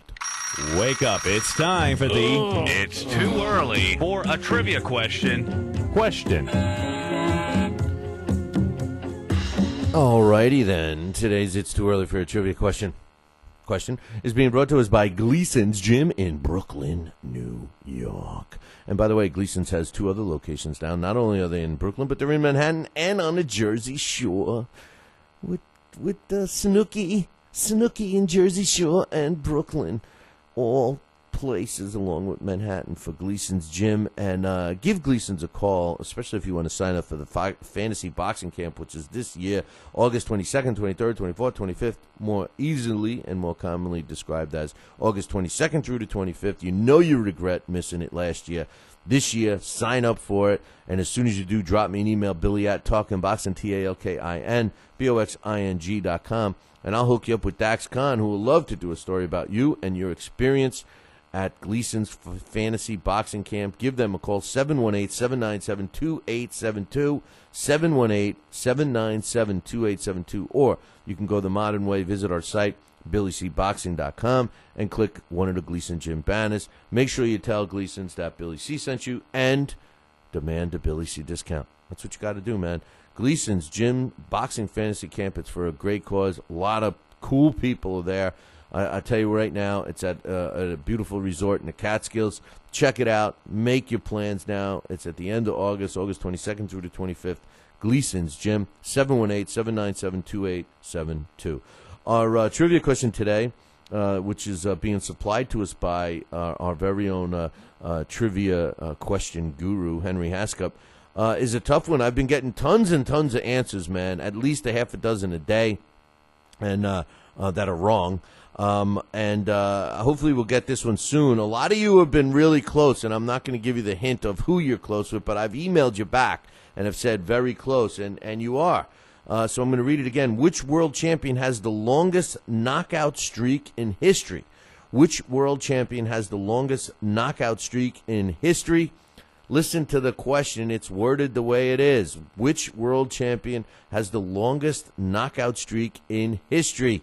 If you know this answer, email me, Billy@TalkinBoxing. That's TalkinBoxing.com. Which world champion has the longest knockout streak in history? Email me, Billy@TalkinBoxing, TalkinBoxing.com. And if you're the first one to win, you'll get the prize. By the way, our Billy C's Talk to Me, man, we're going to be doing a special version of it on Monday. So, like I said, tune into LDL TV to catch that. Monday's Talk to Me, Man show may be airing at a different time. I don't know. I'm going to know all the schedule by tomorrow, so I wanted to get that out there. But I also got to get this out there. This day in boxing history. Today's This Day in Boxing History is being brought to us by Campanaro and Tomkovich. If you're looking for a lawyer, use the ones that keep my ass out of trouble. That is Campanaro and Tomkovich. Give them a call today, 845-221-4099. That's 845-221-4099. Let Campanaro and Tomkovich knock out your legal problem. 845-221-4099. Don't forget to tell them Billy C sent you, and tell them I'm going to pick up your consultation fee. Just let me know, all right? Campanaro and Tomkovich, 845-221-4099. On this day, April 4th in 1990, Juan Nazario knocks out Edwin Rosario in the 8th round to win the WBA World Lightweight title, and that took place on this day, April 4th in 1990 in New York City. Yeah, in New York City. And another thing happened on this day. In 1975, on April 4th, 1975, Franco Udelia wins the very first world title in the newly created junior flyweight division. The WBC was the first title issued, and the junior flyweight title, the very first one, the WBC World Junior Flyweight title, went to Franco Udela via a 12th round disqualification over Valentin Martinez, and that took place on this day, April 4th in 1975, in Milan, Italy. Hey, man, that concludes our show for today. I do have one other thing to say.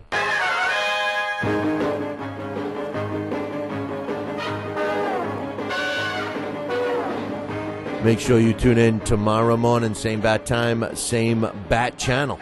There's only one channel, the Fight Now channel. Call your local television provider and tell them you want the Fight Now channel added to your sports channel lineup. It's that simple. Pick up the phone and call. Only information about the channel can be found on the website, www.fightnow.com. See you all tomorrow. Ciao, baby.